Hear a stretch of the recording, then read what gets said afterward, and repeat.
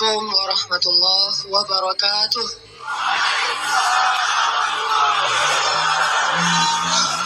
Alhamdulillahirabbil alamin. Alhamdulillahilladzi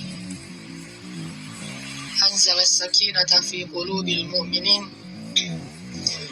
liyazdadu imanan ma'a imanihim. Asyhadu an la ilaha illallah wahdahu la syarikalah wa asyhadu anna Muhammadan abduhu wa rasuluhu la nabiyya ba'dah. Allahumma salli wa sallim wa barik ala sayyidina Muhammad wa ala alihi wa sahbihi wa man tabi'ahu ila yaumil qiyamah. Radina billahi rabba wa bi Muhammadin nabiyya wa bil islami dina. Rabbi syrah li sadri wa yassir li amri wa hlul 'uqdatam min lisani yafqahu qawli. Sehat teman-teman semuanya?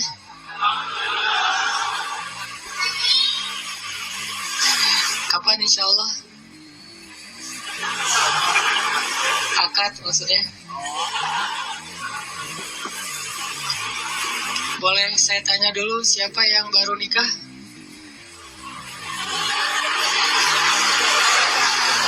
Siapa yang baru mau nikah? Baru mau. Wah, banyak di belakang ternyata. Di depan gak ada yang mau. Siapa yang udah lama pengen nikah?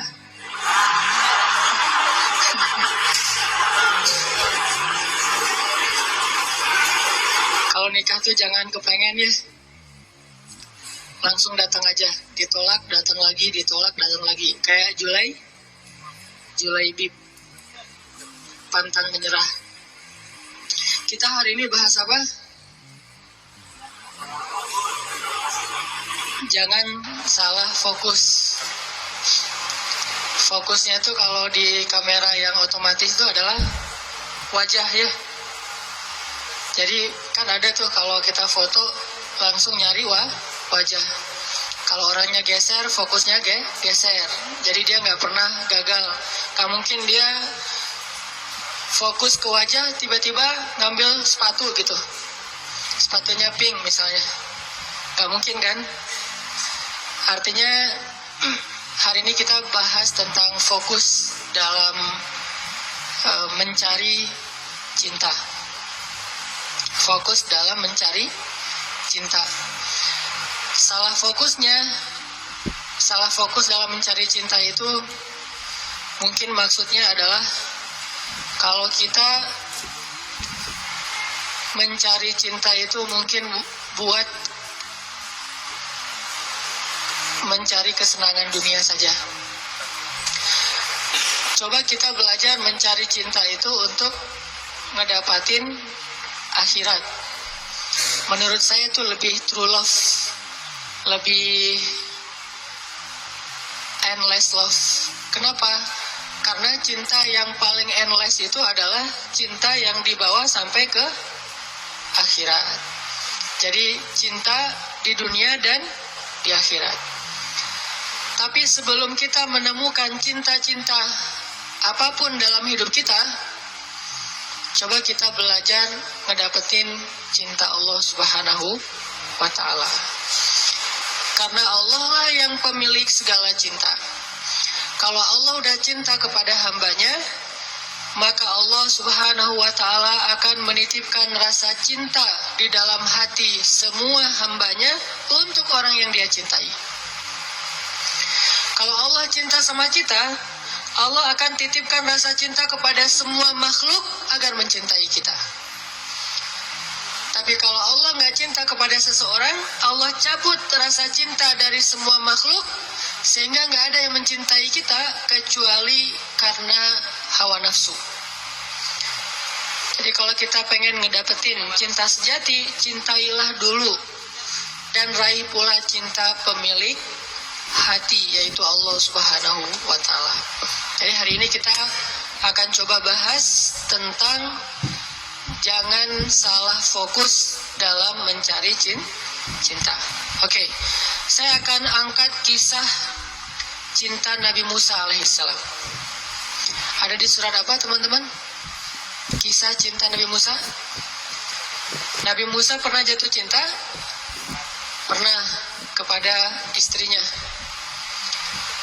Tahu nggak cerita Nabi Musa ketika pertama ketemu sama pasangannya, sama istrinya? Pernah baca kisah itu? Coba buka surat Al-Qasas, surat 28. Itu kisah cinta Nabi Musa alaihissalam. Surat Al-Qasas, surat Al-Qasas, surat 28 ayat 22. Coba buka aplikasi Al-Qurannya.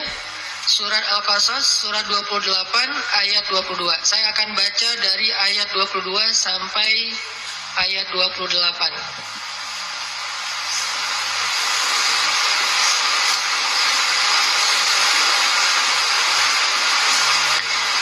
Surat Al-Qasas ayat 22 sampai 28.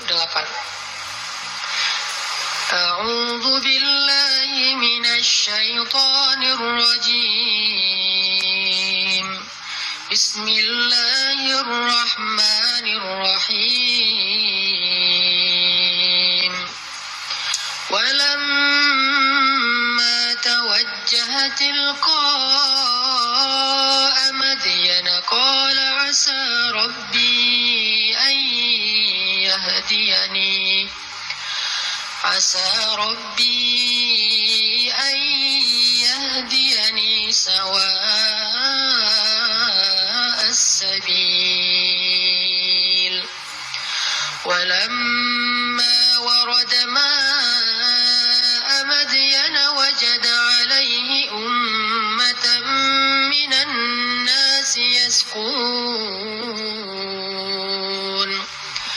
ووجد من دونهم امرأتين تذودان قال ما خطبكما قالتا لا نسقي حتى يصدر الرعاء وأبونا شيخ كبير فسقى لهما ثم تولى إلى الظل فقال رب إني لما أنزلت إلي من خير فقير فجاءته إحداهما تمشي على استحياء قالت إن أبي يدعوك ليجزيك أجر ما سقيت لنا فلما جاءه وقص عليه القصص قال لا تخف نجوت من القوم الظالمين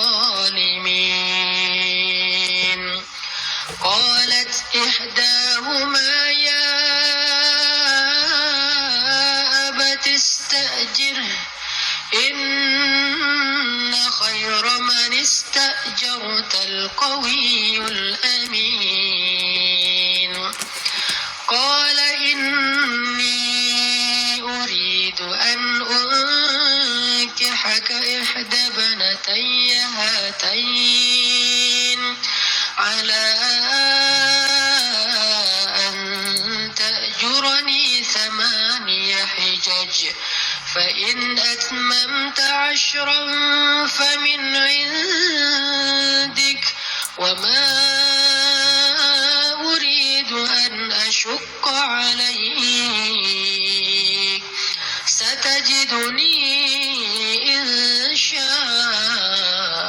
الله من الصالحين قال ذلك بيني وبينك أيما الأجلين قضيت فلا عدوان علي والله على ما نقول وكيل.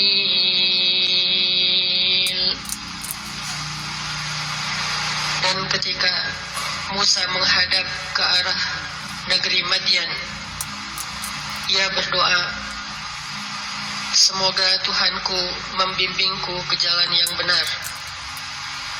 Lalu saat ia sampai di sebuah sumber air di negeri Madian itu, ia menjumpai di sana sekumpulan orang yang sedang memberi minum kepada ternaknya.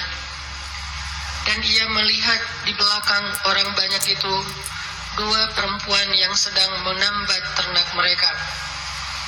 Musa bertanya, apa yang kalian butuhkan?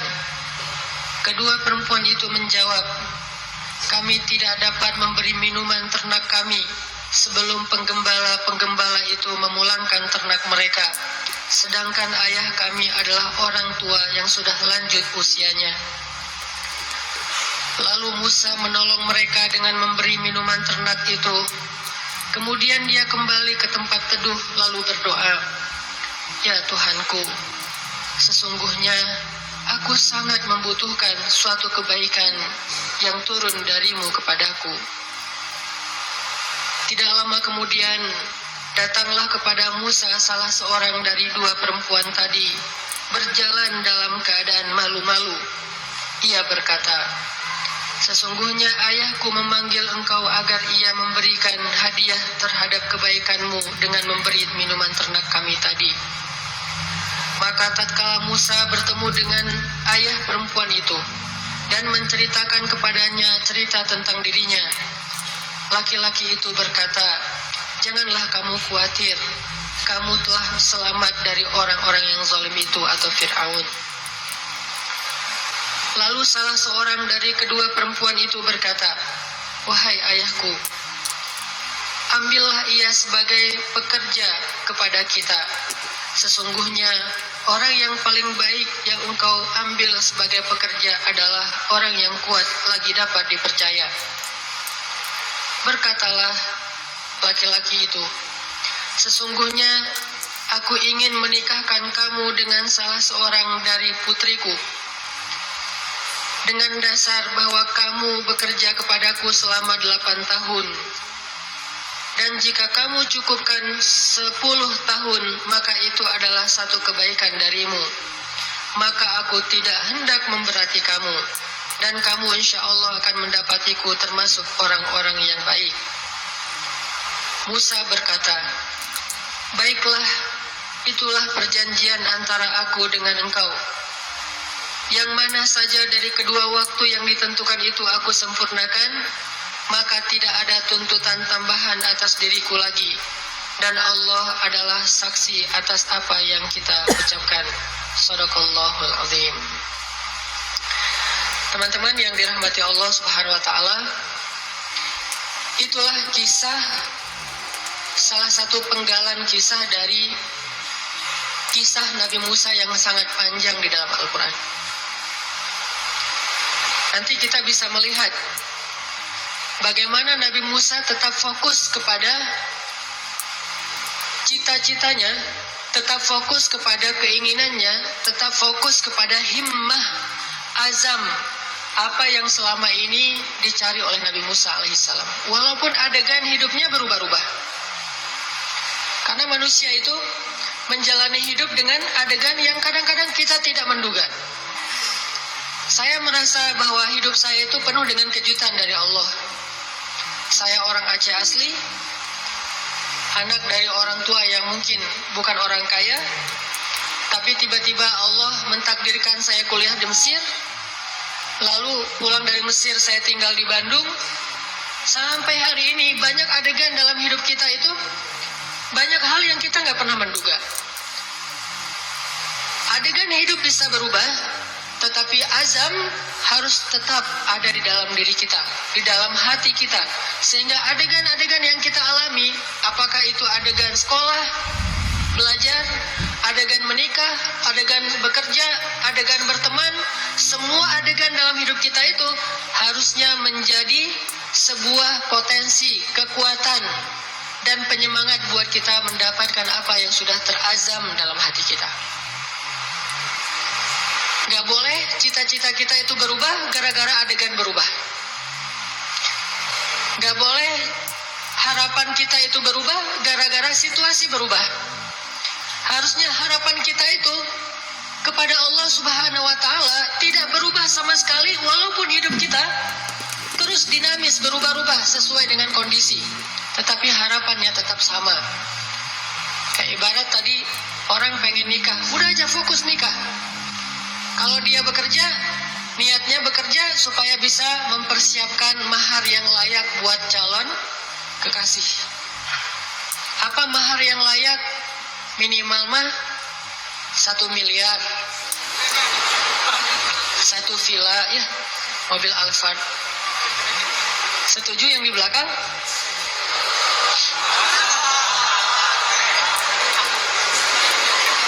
Kalau nggak sampai segitu pun minimal 1 motor, rumah kontrakan, sama pendapatan yang cukup untuk kita berdua. Yang saya sebut dengan cukup, kadang-kadang cukup itu lebih baik daripada lebih loh. Benar nggak? Cukup lebih baik daripada lebih. Kalau kita lebih, kita akan beli piring 2, gelas 2, tempat tidur 2. Nggak seru kan? Justru karena cukup, kita beli piring 1, makan sepiring berdua. Gelas 1, minum segelas berdua. Jadi nggak ada cerita gelas papa, gelas mama. Yang ada adalah gelas kita. Kan suka ada tuh di rumah-rumah gelas papa, gelas mama kan ya. Beli di supermarket, ditulis jelas itu. Ini punya siapa, ini punya siapa, udah di tag masing-masing. Kalau mama salah ngambil gelas papa dipakai sama mama, nanti diminta tukar. Ma, itu gelasnya papa. Oh ya, maaf pak, salah, balik. Akhirnya mamanya minum kopi, papanya minum teh misalnya. Kebalik kan? Harusnya gelas itu 1 berdua. Tolong yang mau nikah ya, di rumah siapkan hanya 1 gelas. Sisanya dikotakin aja, kalau ada tamu baru dikeluarin. Yang kita pakai sehari-hari hanya 1 gelas. Itu cinta yang nyunnah. Karena Nabi minum hanya dari gelas yang bekas diminum oleh Aisyah. Kecuali kalau aku agak-agak susah ya. Kalau misalnya gelas, Nabi itu Aisyah minum, setelah selesai Aisyah minum, Nabi akan lihat mana bekas bibirnya Aisyah. Maka Nabi persis akan minum dari bekas bibirnya Aisyah. Masih mikir mau nikah? Kerja untuk mempersiapkan mahar yang layak, nafkah yang cukup. Sekolah untuk belajar bagaimana menjadi suami atau istri yang soleh-solihah. Jadi apapun adegannya, dia jadikan sebagai potensi semangat dan kebaikan untuk dia raih apa yang dia harapkan. Itulah Musa alaihissalam. Dia punya sebuah azam, dia punya sebuah cita-cita, ingin membebaskan Bani Israel dari perbudakannya Fir'aun, ingin melakukan revolusi di negeri Mesir, ingin mengajarkan kepada Bani Israel la ilaha illallah, ingin mengajarkan kepada Bani Israel agama Yahudi. Sehingga adegan dia menikah pun, dia mencari seorang perempuan yang bisa mendukung dakwahnya. Jadi dia bukan mencari seorang perempuan yang hanya dia senangi saja. Bukan mencari seorang calon istri yang hanya ngeklik doang tuh di hatinya. Tapi dia mencari calon istri, selain ngeklik di hatinya, calon istri ini juga bisa melengkapi dia, menyempurnakan dia, dan menolong dia dalam segala urusan dakwah di jalan Allah Subhanahu wa Ta'ala. Ini namanya fokus. Jadi salah satu yang ditanya itu adalah, mungkin di antara CV yang perlu diketahui, siap nggak kalau ternyata suaminya ini aktivis dakwah? Siap nggak kalau suaminya ini misalnya harus aktif berdakwah, kadang-kadang berkorban dengan harta keluarga untuk kepentingan dakwah? Seperti Rasulullah SAW berdakwah didukung oleh Khadijah. Sungguh kalau tidak ada Khadijah, kayaknya dakwah Nabi itu juga bakalan banyak sekali masalah. Untung Allah Subhanahu wa Ta'ala memberikan pendukung pertama buat Rasulullah, justru yang berasal dari rumahnya sendiri, kekasih sejatinya Rasulullah, yaitu Khadijah. Sehingga ketika Nabi berdakwah, yang mendukung dakwahnya Nabi itu justru Khadijah. Bayangin kalau Nabi berdakwah, justru yang memusuhi dakwah Nabi adalah istrinya sendiri, itu berat banget. Kayak Nabi Lut dan Nabi Nuh alaihissalam. Itu yang paling berat. Makanya kalau kita tadi baca di dalam surat Al-Qasas, kisah dakwah, kisah cintanya Nabi Musa alaihissalam, dimulai dari kalimat yang ada di ayat 22, Asa Rabbi ayyahdiyani sawa as-sabil. Semoga Tuhanku akan membimbingku ke jalan yang lurus. Artinya Nabi Musa itu berserah diri kepada Allah. Ya Allah, kalau engkau pertemukan saya kepada seorang calon istri saya, pertemukanlah dengan seorang perempuan yang membuat saya tetap di jalanmu. Kalau engkau memberi saya pekerjaan dan rezeki, berilah saya pekerjaan yang membuat saya tetap di jalanmu. Kalau engkau memberikan saya teman dan sahabat, berikanlah saya sahabat dan teman yang membuat saya tetap di jalanmu. Intinya, sawa asbil, ihdinas siratal mustaqim. Itu fokusnya Nabi Musa. Gak pengen gara-gara cinta, akhirnya keluar dari sawa as-sabil. Gara-gara perasaan, akhirnya keluar dari siratal mustaqim. Ini fokusnya Nabi Musa. Cinta anugerah dari Allah, tapi jangan sampai anugerah itu menjauhkan kita justru dari pemberinya. Ini fokus Nabi Musa. Asa Rabbi ayyahdiyani sawa as-sabil.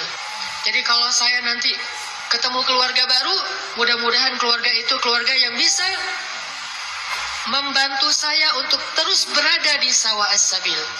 Kalau saya ketemu calon suami, mudah-mudahan suami itu yang membimbing saya, waj'alna lil muttaqina imama, membimbing saya tetap di sawa as-sabil, di jalan yang Allah ridhoi. Ini fokus. Dan kalau kita fokus di sawa as-sabil, gak usah khawatir, Allah punya banyak rencana baik untuk kita. Wa yamkurun wa yamkurullah, wallahu khairul makirin.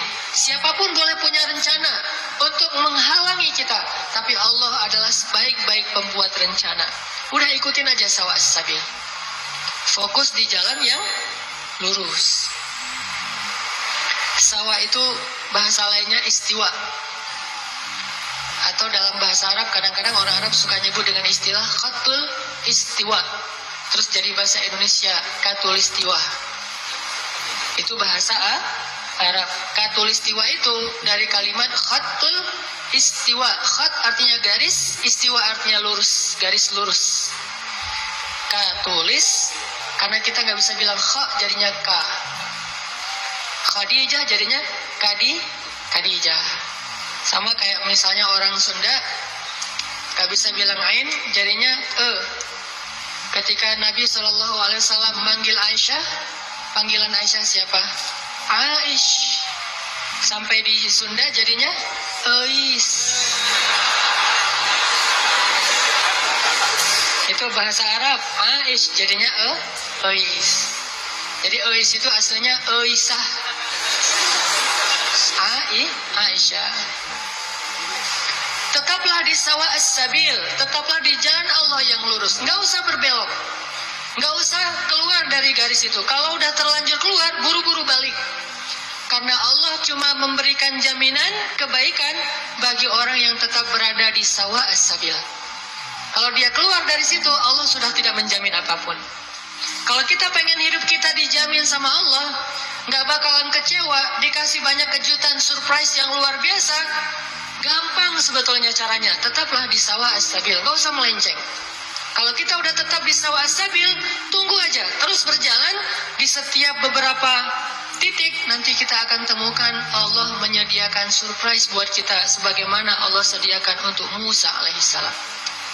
Sawa as-sabil, Musa berjalan dari Mesir ke Yordania. Yordania waktu itu masih dinamai dengan istilah Madian, sekarang jadi Yordania. Jalan ke Madian, ke Yordania. Dan Musa tidak punya bekal sama sekali. Musa pelarian dari Mesir, gara-gara nggak sengaja dorong orang mati kan? Jadi ceritanya di Mesir, ada laki-laki Bani Israel bertengkar dengan laki